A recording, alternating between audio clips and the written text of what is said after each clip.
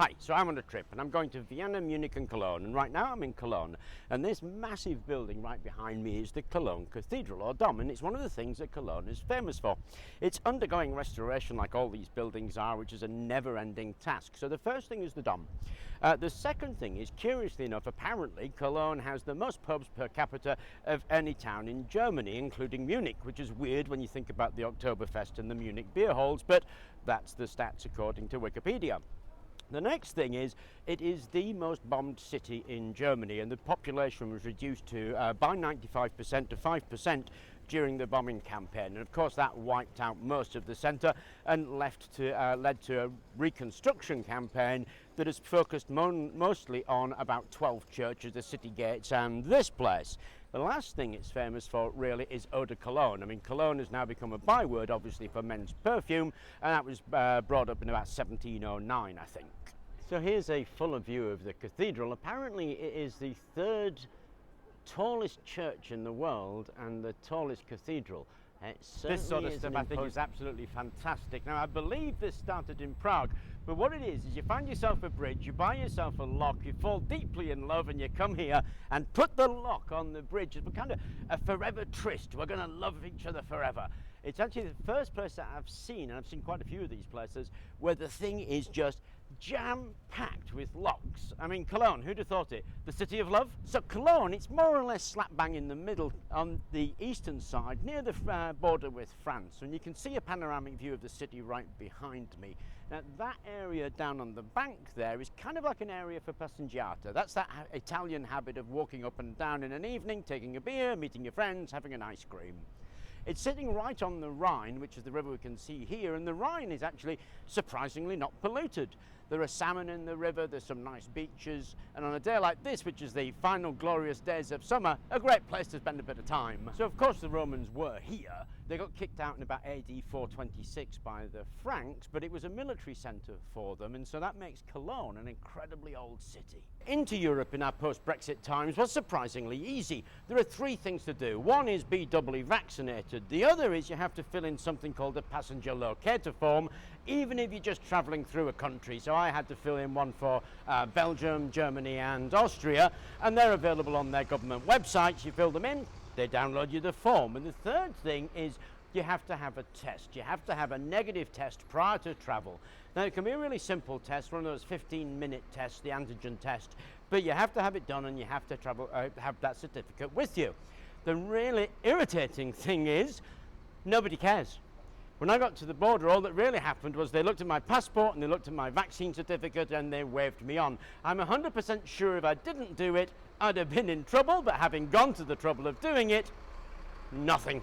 For a small to medium-sized city, Cologne actually has an incredible number of museums. It's something like 33 museums, and behind me is the Chocolate Museum, which of course is a great place for a fat boy like me.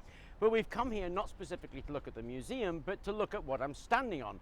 What I'm standing on is a lock gate. That's what we were standing on. Now this is part of the flood defences of the Rhine. Actually, this area floods terribly. Up in the city it can get 1-2 metres high. Leads into a marina through that restriction, and that restriction can be shut to act as a flood defence.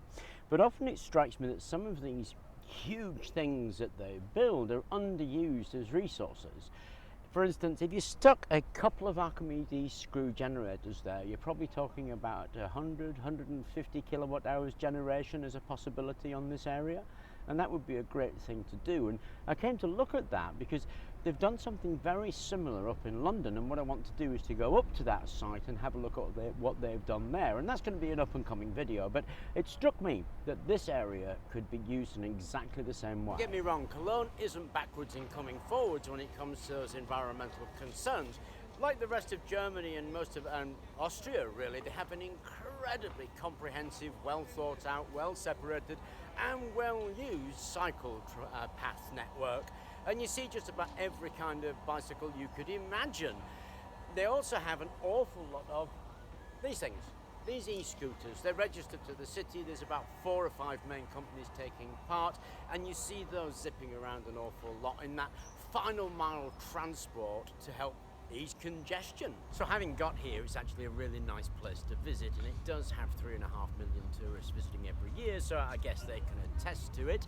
Now, to get here, you need those bits and pieces, but nobody's going to let you in without a vaccination form. You can't go into a pub, you can't go into a cafe, you can't go into a restaurant, you can't register at your hotel, so you really need that form to do just about anything.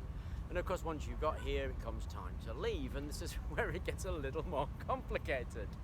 Now, the test that you need before you leave is really easy to get hold of. So this, and in case you're wondering what I'm talking about, this, the anti-corona test, the walk-in test, certainly Koln, Munich and Vienna have really got it sorted. I walked past 3 of these. They're just walk-in test appointments, 15 minutes, get sent to your mobile phone. In Vienna, they're actually free, which is astonishing. So they're really well set up for that test that you have to have before you head home. So you need that test, and you need the UK passenger locator form. Now, the other locator forms are kind of easy.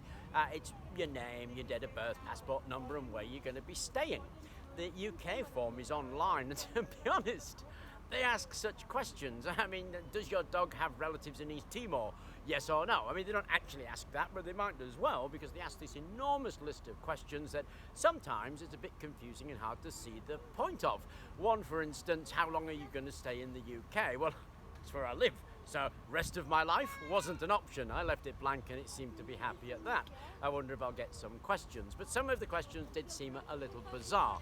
But the worst one is you need a booking reference, because when you get back, depending on your condition, and for the bulk of people it's going to be the 2-day test, that is, you need a test 2 days after you get back, you need to have booked and have a booking reference for that test, and that booking reference has to go on your locator form. Now, you can only do that 48 hours before you're due to travel home, so unless you've got access to the internet, a mobile phone, or somebody friendly at home, it's challenging to get that done. Now, when you do it, you'll get an order number, and the order number's no good. You have to wait until that booking reference number is sent to you. You enter that booking reference number and you can complete your form and you're ready to go home. So as long as you have that booking reference, your locator form, your certificate, that is your vaccination certificate, you can get on board your plane, train, bus or automobile and journey home. Now, you're not supposed to travel if your test is positive. That is, if you have a positive test for COVID. And of course, that could be quite challenging to anybody.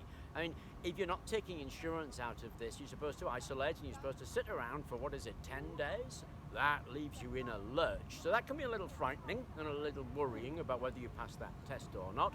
The English form is a little confusing, but the real thing is that test, the 2-day test that you need to book before you set off home, can be challenging to get the booking reference number. So I've found it a little cumbersome. Now, I printed everything off because that's the kind of guy I am. But if you don't have your mobile phone and your mobile phone isn't charged, again, you're going to have problems. So I printed everything and I carry everything in a print form with me, which is quite a bunch of papers. I mean, I'm quite sure that the bureaucrats amongst the British population are absolutely loving this because the paperwork generated is enormous. Anyway, when you do all those things, it's actually easy. It's easy to travel about, it's easy to do what you want to do, you just have to remember to do those things. So before you set off, vaccination, negative tests, and your locator form and you're away. And before you come home, your UK locator form, a negative test, your vaccination certificate, and proof that you've booked the follow-on test in the UK for when you get home. Anyway, I hope that was of interest. I hope you enjoyed the whistle-stop tour of Koln. Thank you very much for watching, and please remember to like and subscribe.